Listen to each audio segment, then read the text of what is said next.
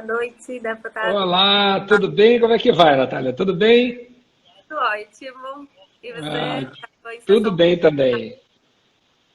Muito obrigada por topar o convite. É um grande prazer para mim, eu tenho um grande apreço, uma grande admiração pelo trabalho de vocês.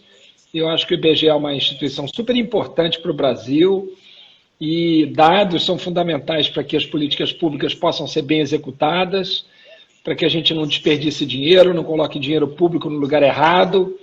Sim. Então, estou muito feliz de estar aqui com vocês. Eu acho que essa é uma causa pública super nobre. Então, conte comigo aí para essa luta. Já vencemos algumas batalhas, recentemente com a confirmação do censo, apesar de ainda termos outras pela frente, né? Como, por Sim. exemplo, os recursos, né? E como vai ser esse censo, né? Eu Eu queria lembro. te pedir desculpas, eu vou precisar acompanhar a sessão, porque a sessão ainda não acabou. Eu imaginei que ela já teria acabado, ela começou às 11 da manhã. Oh, Mas eu vou ter que me dividir aqui um pouco. Eventualmente eu vou ter que orientar uma votação em plenário, mas é só para você entender o porquê da minha um pouco de visão aqui, tá? nossa, tudo bem. Mas você vai continuar aqui com a gente, então. E vai se Sim, dividir aí entre a gente. isso. Bom, tudo bem. Bem, deixa eu apresentar. Você tem um monte de gente chegando. Tem o pessoal do IBGE, tem colegas que assim, acompanham a gente no canal do Campo das Ideias.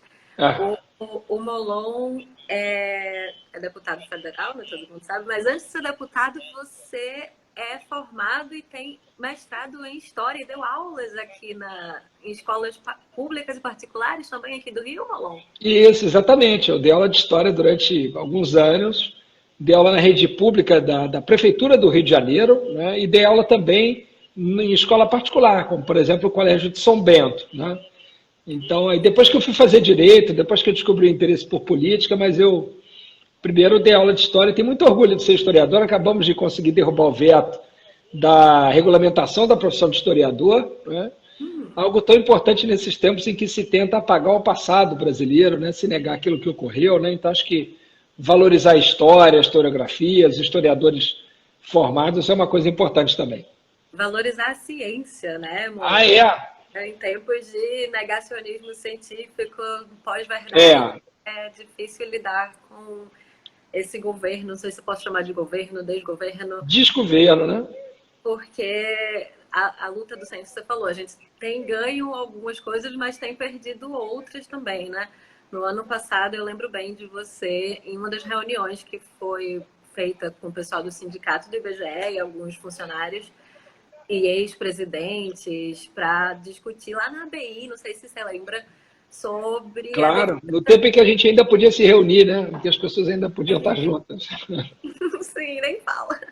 Mas na época, foi ano passado, em meados de maio, junho, a gente estava em luta pela defesa do censo 2020, porque até então não tinha coronavírus e pandemia, nem nada disso. E a gente também, infelizmente, tem perdido algumas batalhas. Então é difícil mensurar o impacto assim do governo nessa questão. E aí a primeira pergunta que eu tenho para você é o seguinte: só para contextualizar também algumas pessoas que não estão acompanhando a história desde o início, quando mudou o governo, né, e o Bolsonaro assumiu, é de praxe, e quando o presidente assume, ele mude as presidências de alguns institutos. Ele mudou a do IBGE, quebrando um protocolo assim antigo da instituição, que é de promover alguém de dentro da casa. Ele trouxe alguém de fora da casa e colocou como presidente. E aí teve alguns problemas com isso, mas superamos. Aí veio um segundo momento que foi de corte do orçamento do censo. Então, o orçamento tinha sido planejado para 3,4 bilhões, aí foram lá, o Guedes e falou, não vai ser mais 3,4, vai ser 2,3 bilhões. E aí o pessoal do IBGE teve que correr atrás para refazer questionário, diminuir o número de perguntas, aumentar o questionário da amostra, diminuir o do censo, para tentar lidar com esse corte de verbas. E aí agora veio a terceira ocasião, né, o terceiro momento, que foi tentar tirar o valor do orçamento do censo e colocar no Ministério da Defesa e adiar o censo para 2022. Então, eu acordei hoje com a notícia de que o censo voltou para o orçamento, mas veio com uma pegadinha de que o orçamento que era de 2,3 bilhões virou 2 bilhões.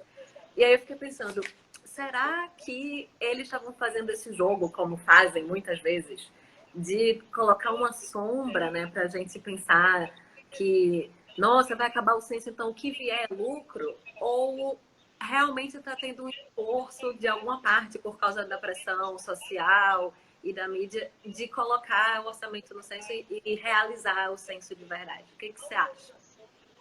Eu acho que a gente vai ter que continuar lutando, Natália, porque a qualquer momento a gente pode ter outro retrocesso, né? Quando tinham diminuído os recursos, a gente já tinha gritado, como você disse muito bem, né, essa ideia errada de baratear o censo. Né, cada centavo investido no censo, isso sim é que é uma economia, porque isso significa que a gente vai ter mais e melhores informações para não desperdiçar dinheiro público em outras políticas públicas que não sejam as melhores. Né? Então a gente já tinha se mobilizado contra isso, como você lembrou muito bem, lá na BI e tudo mais. Depois a gente teve que lutar para recuperar o censo em si. E agora a gente volta com esse problema do recurso. Né? Então a gente vai continuar a nossa luta. Né? Assim, a gente ganhou uma batalha com a confirmação do censo, mas a gente tem outras pela frente. Impedir que ele seja novamente adiado, por exemplo, de 21 para 22, né? Porque corre-se o risco. Pode ser que chegue no ano que vem e diga, não, esse ano não, vamos deixar para o ano que vem.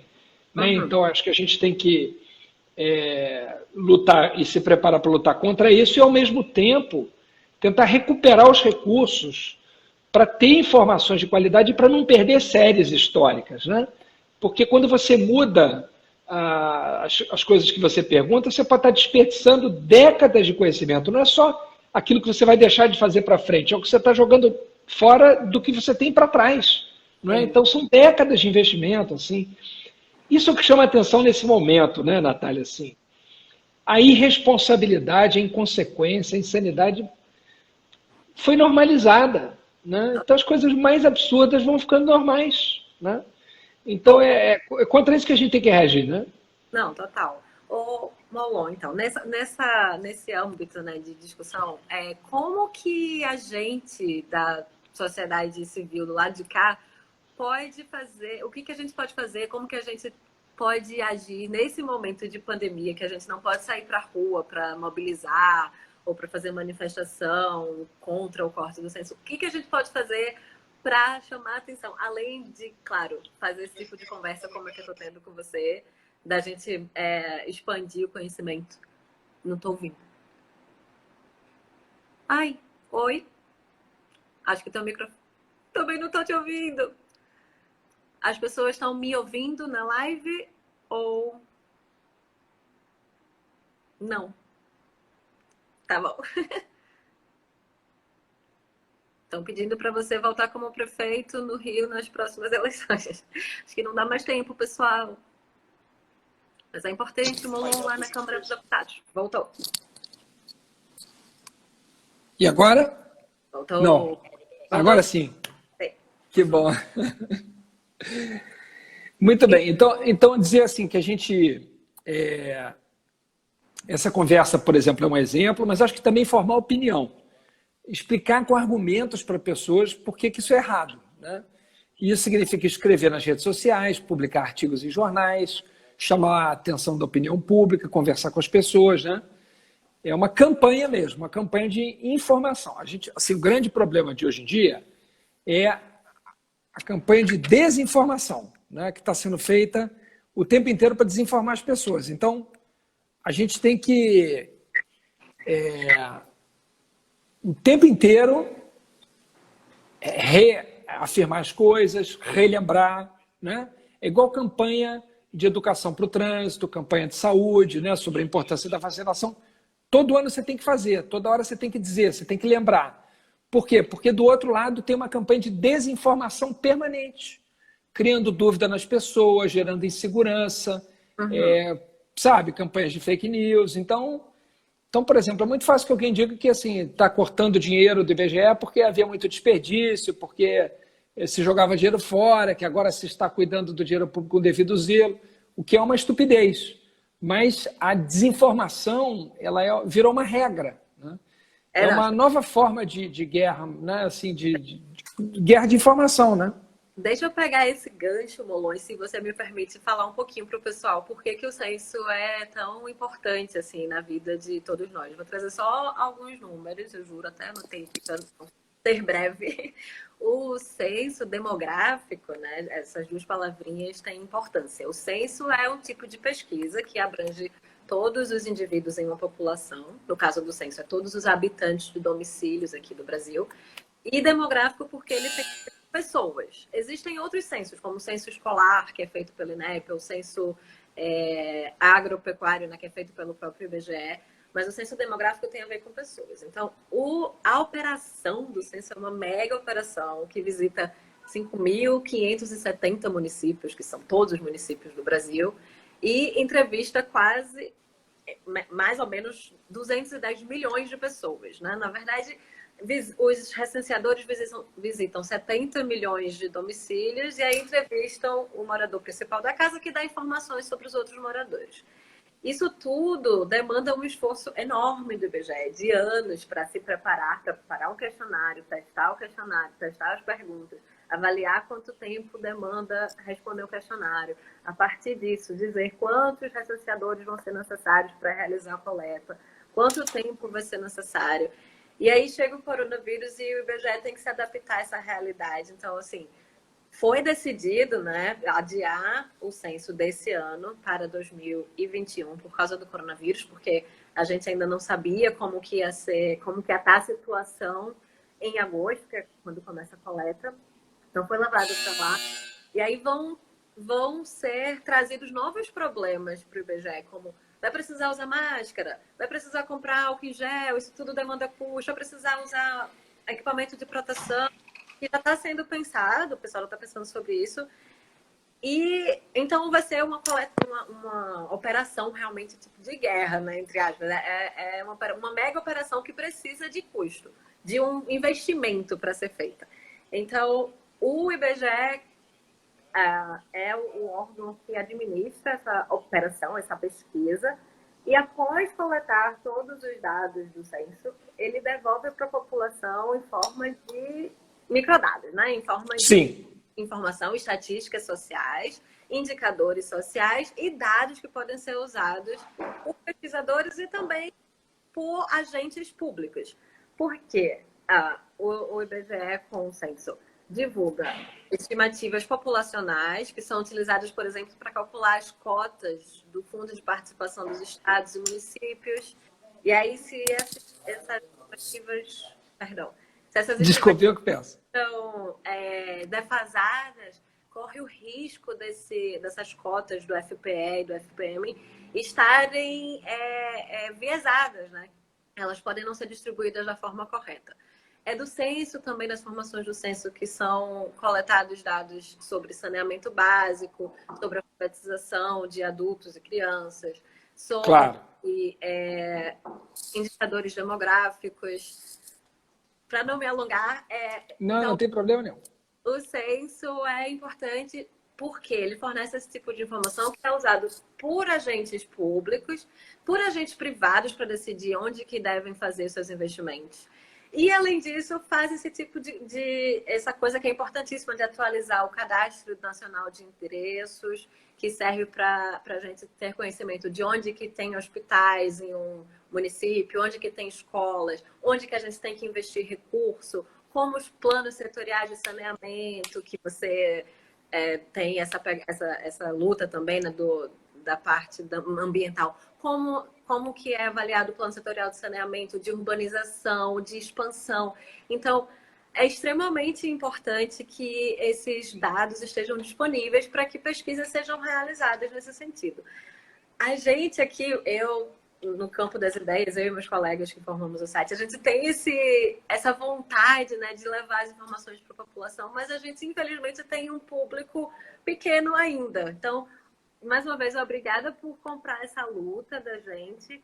E eu queria saber se você consegue, de alguma forma, levar isso para a Câmara dos Deputados e levar pesquisadores para discutir lá. Eu lembro que ano passado o meu orientador, que é o professor Pedro Silva, lá da ENSE, a escola do IBGE, ele foi para a Câmara para conversar sobre o corte do censo, por que era importante a gente defender os recursos.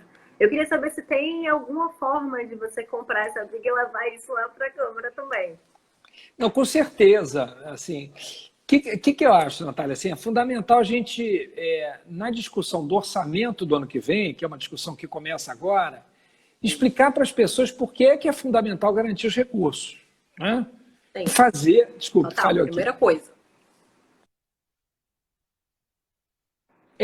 Assim, para que as pessoas entendam por que é fundamental garantir esses recursos para o IBGE. Por que, né, quer dizer, qual é assim, a complexidade, a completude de dados que se obtém de uma iniciativa como essa. Né? Então, eu acho que a gente deve aproveitar a discussão do orçamento para isso, assim, sobretudo na comissão mista do orçamento, tentar garantir um dia que seja debatido isso, para as pessoas entenderem por que é fundamental garantir, em vez de 2 bi, os 3,2 ou 3,4 bi que estavam previstos. Eram 3,2, não é isso? 3,4 bi, segundo a agência do IBGE. Então, os 3,4. Explicar por quê. Né? Quer dizer, não é um luxo, não é uma vaidade, não é algo fútil. Né? Quer dizer, é necessário. Porque daí a gente vai tirar muita informação sobre onde que o país está melhorando, onde que não está melhorando, o que falta fazer. Né? O censo é realizado há 10 anos, né? Desculpa. Pois é. A gente tem tempo para planejar isso e não é possível que depois no ano que vai ser realizado por causa de uma mudança de governo, isso se altere. Isso enfraquece. Mas esse é o tamanho do desafio da gente, Natália, porque assim, vamos pegar um órgão tipo o Itamaraty, né? Que é um órgão também, como o IBGE, é um órgão que dá orgulho ao Brasil, né? Pelos seus servidores e tudo mais. A diplomacia brasileira foi construída ao longo de décadas. Independente das mudanças, né, um pouco para cá, um pouco para lá, dependendo do governo, que é natural, é parte da democracia, mas o Brasil desenvolveu uma política externa muito consistente, que se tornou respeitada no mundo inteiro. Uhum. Essa construção de décadas, eles estão tentando destruir em 3, 4 anos. Então, e o pior é que destruir é fácil. Sim. E construir é difícil. Destruir é rápido. Construir leva tempo. Não é? Então, esse é o problema que a gente está vivendo. Assim, cada dia é mais coisa que a gente tem que segurar no braço. Né? Eu tenho um pouco a sensação daqueles desenhos animados de antigamente, que o personagem lá, né, do desenho animado via uma represa começar a vazar e ele esticava uma mão, outra mão, um pé, outro pé, tapava com a testa um outro buraco. É um pouco a sensação que a gente tem, sabe, de estar se esticando ao máximo para tentar cobrir o máximo dessa represa e impedir que ela estoure. Sim. Porque são muitas décadas assim, de trabalho, e o IBGE é um exemplo disso. A cada 10 anos, você vai jogar isso fora, né? Então é muito triste, assim, né? Agora, eu tenho esperança da gente conseguir reverter isso. Eu acho que a presença de vocês no Congresso é muito importante, a presença de técnicos, de especialistas, de pesquisadores, né? Explicando por que o IBGE precisa desses recursos, por que o censo tem que ser mantido, por que ele tem que ser feito, né? Então, eu acredito que é possível a gente construir uma opinião favorável a isso, né? Tomara. Tomara. Hoje brinquei Conte comigo para isso, né? Quando que vai começar a discussão sobre o orçamento, Molon? Começa agora, né? Você deve ter visto, o governo acabou de apresentar o projeto de lei orçamentária anual. É um pouco assustador, porque em áreas em que você juraria que a gente teria aumento, né? O governo está tirando dinheiro, então, por exemplo, saúde, né? Quer dizer, é uma coisa incrível, mas está reduzindo o dinheiro de saúde, de meio ambiente, né, em plena pandemia. Então, mas eu acho que o Congresso vai reagir, né? Vai dizer assim, não, aqui não, sabe, isso aqui não pode tirar. E eu acho que o IBGE, assim, a gente aprovou uma emenda muito importante no ano passado, que protegia os recursos para o censo, né? Você deve se lembrar disso, a gente fez essa emenda ao orçamento, conseguiu aprovar, conseguiu cercar, né? Então, eu acho que a gente tem condição de repetir isso esse ano, sobretudo dizendo que a gente tinha conseguido do ano passado para esse, e que acabou não acontecendo porque o censo foi adiado, mas que a gente tem que retomar aquela espécie de proteção, aquela cerca de proteção ali aos recursos do IBGE, né? Para o censo. Né? Eu vejo... Eu queria lhe parabenizar primeiro, antes de tocar no assunto, pelo prêmio Congresso. Obrigado, Natália. Vejo que você é super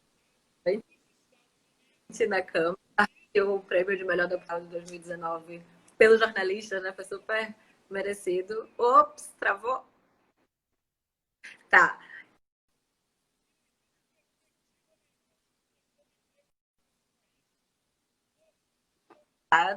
Você tem essa premissa de utilizar dados públicos para fazer avaliação e diagnóstico de políticas públicas. Como que você faz isso e como que você vê os seus colegas na Câmara fazendo uso também dessas estatísticas públicas, dados públicos e as informações que o IBGE produz? Porque a gente vê tanto discurso ideológico, né, hoje com o governo.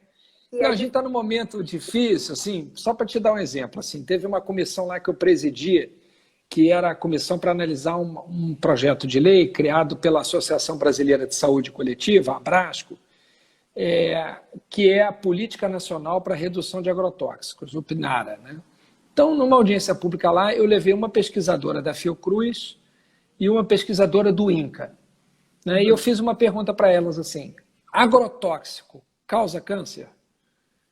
Aí as duas disseram, sim, porque as pesquisas que a gente fez, e blá, blá, blá, explicaram, apresentaram e tal, né, desenvolveram o argumento, né, citando as pesquisas e tudo mais.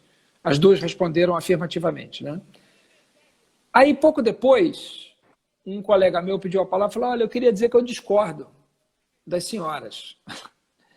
Aí eu disse, espera aí, não é uma questão de concordar, né? Coisa é uma opinião, né? A gente achar que a pessoa está certa, achar que a pessoa está errada, mas em relação a uma certa visão de mundo. Não concordar ou discordar. Viu, Natália? Você congelou um pouquinho, não sei se foi a minha internet ou a sua. Você está me ouvindo? Mas eu tô... Pois é, eu peço desculpas a esse família.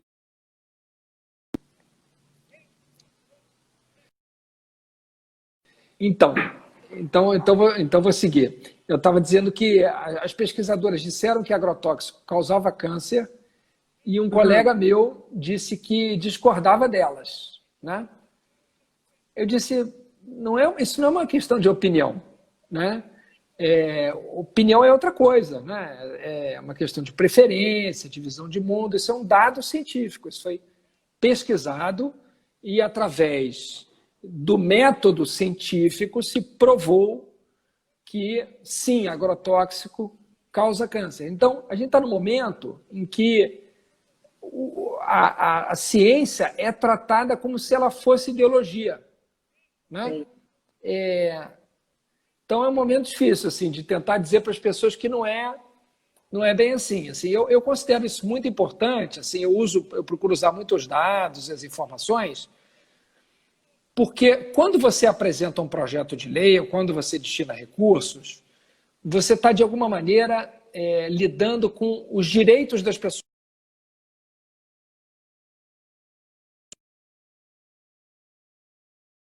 Por que é que você está propondo reduzir aqueles direitos das pessoas? Está ruim? Quer que eu fale de novo? Quer que eu repita?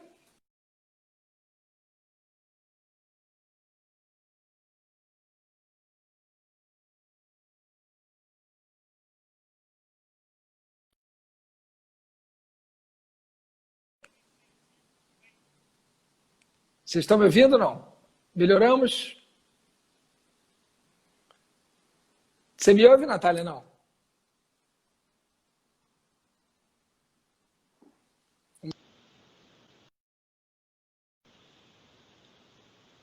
Deu para ouvir tudo? A Juliana está dizendo aqui que sim, né?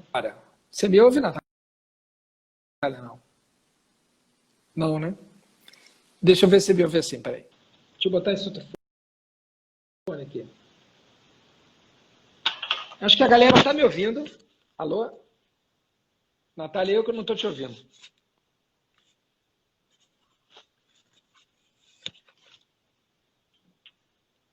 Eu não estava te ouvindo, Natália. Será que...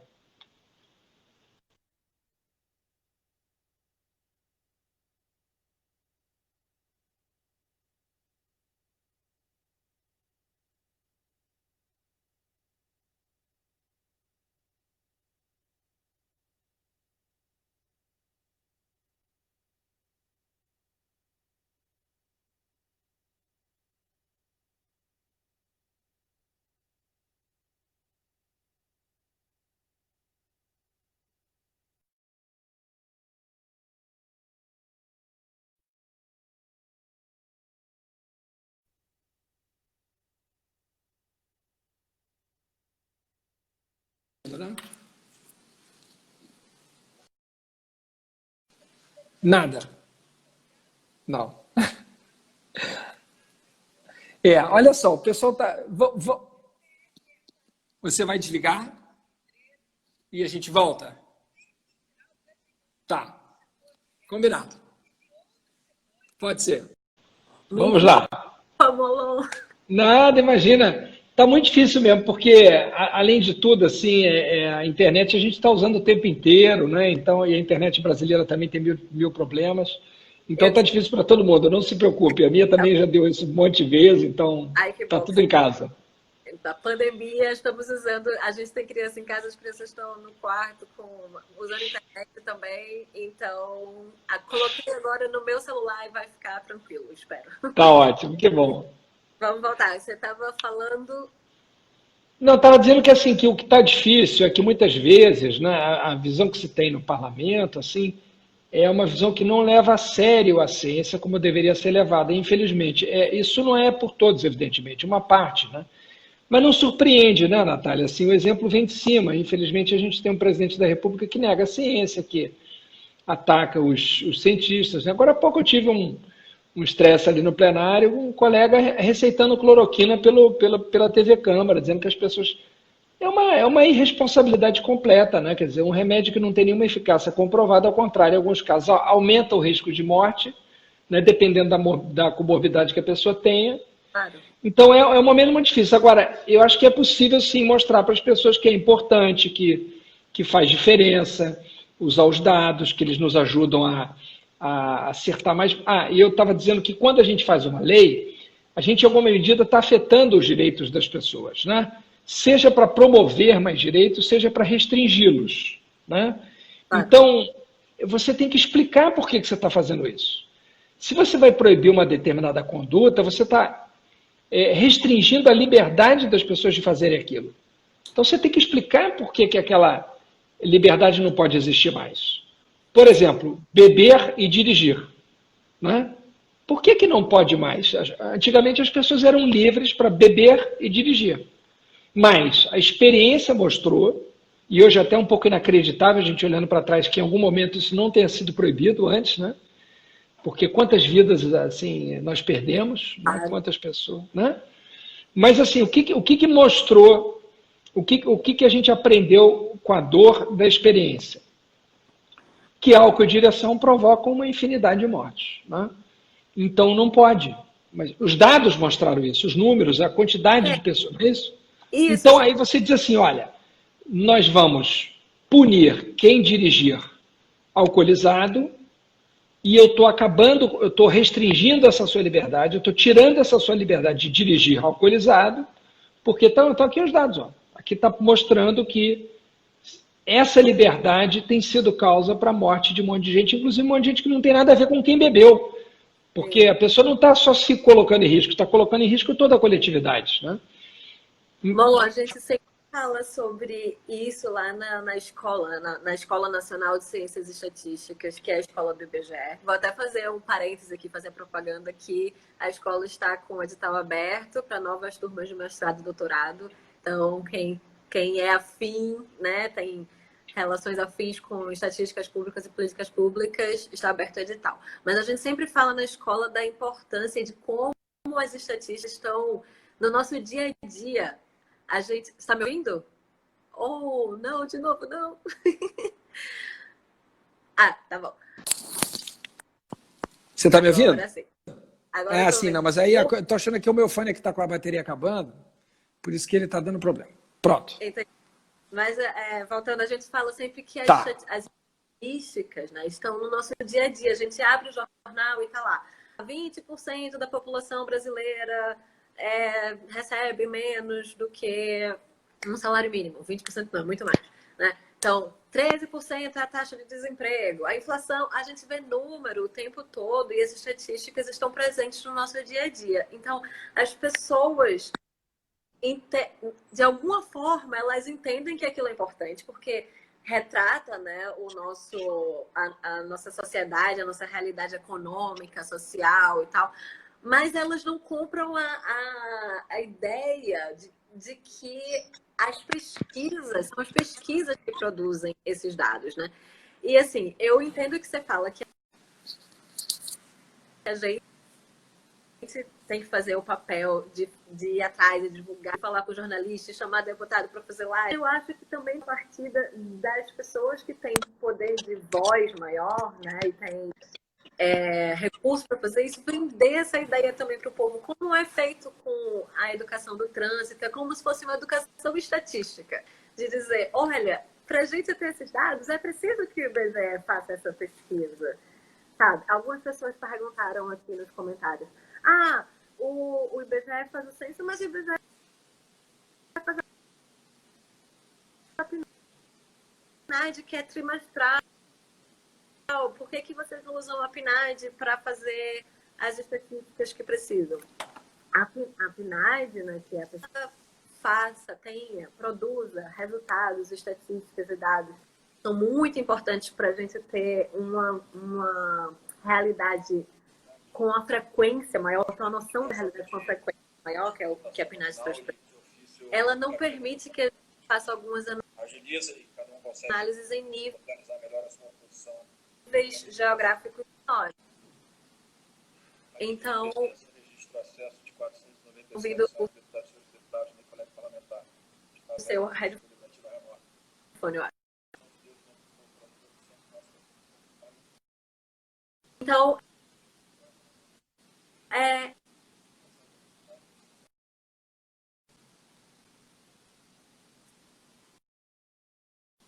ter essa análise a nível agregado.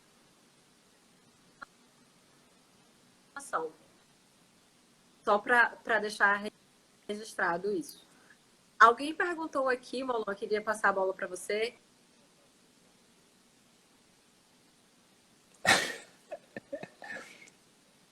Eu estou aqui ainda, estou te vendo, mas não estou te ouvindo. Acho que atrapalhou um pouquinho o áudio.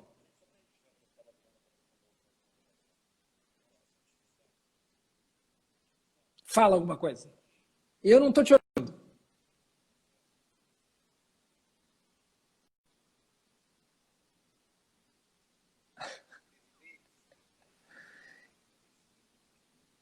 Estão dizendo aqui que talvez seja algum problema no Instagram, né? É verdade, eu não estou te ouvindo agora.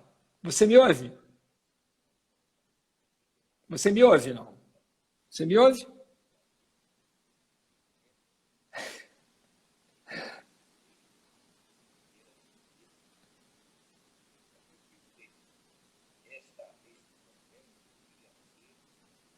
Eu não estou te ouvindo, eu acho que o pessoal também não. Eu não sei se... Eu vi aqui o Micael dizendo só consigo ouvir o Molon.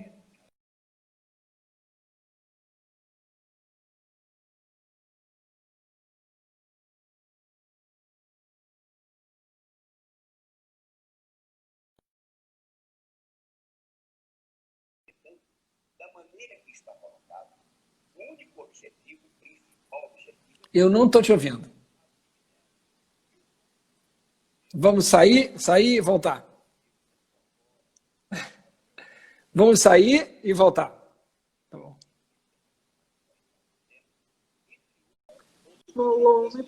De novo. Imagina, não é culpa sua, não. Eu sei como é que é, Natália. Está muito difícil mesmo. Já aconteceu isso comigo várias vezes. Não se preocupe, não. Oi, gente. Tô achando que estão querendo nos sabotar. Com certeza. A gente fica falando as verdades aqui. O governo das fake news é contra nós. Eu falei hoje com um dos seus assessores que a gente tinha que fazer mais lives, porque um dia antes da live ser realizada, eles foram lá e falaram, não, já que vão realizar a live, vou voltar atrás e colocar... Exatamente. Vamos agora, quando for para aumentar o valor do censo para garantir os recursos necessários, vamos anunciar uma live na véspera para ver se aumenta. Né? Fechado. Muito bem, mas olha, Natália, você conte comigo, assim, eu voltei aqui para dizer assim, eu acho que é muito importante o que o IBGE produz, o que o censo produz. Eu acho que isso é fundamental para fundamentar as decisões que o Congresso vai tomar, fundamentar as decisões sobre políticas públicas, decidir o que o país vai fazer com seus recursos, que são limitados. Então, é preciso saber priorizar e colocar o dinheiro no lugar certo. E para isso servem os dados e as informações, né? É claro que assim, a decisão política, ela existe, mas ela precisa se dar em cima de dados, de informações, né? Para que você, com base nisso, faça o uso mais eficiente dos recursos públicos, né?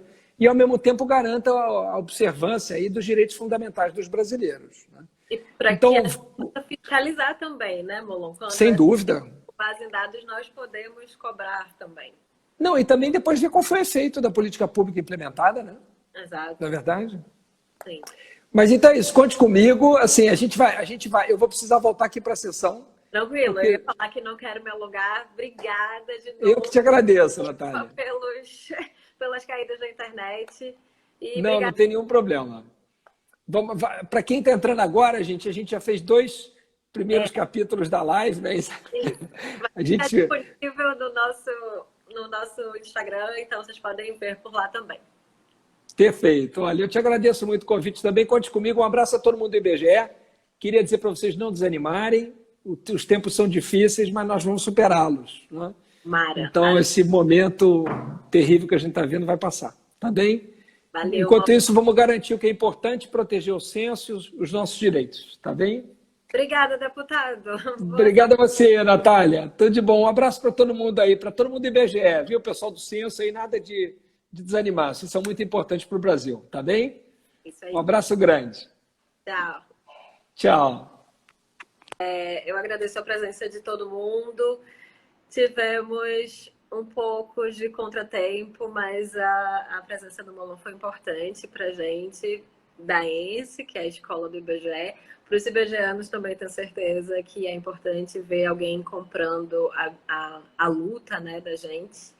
E vamos tentar trazer outros políticos para discutir mais sobre estatísticas e políticas públicas com a internet ajudando, né, se possível. Obrigada de novo e até a próxima. Tchau.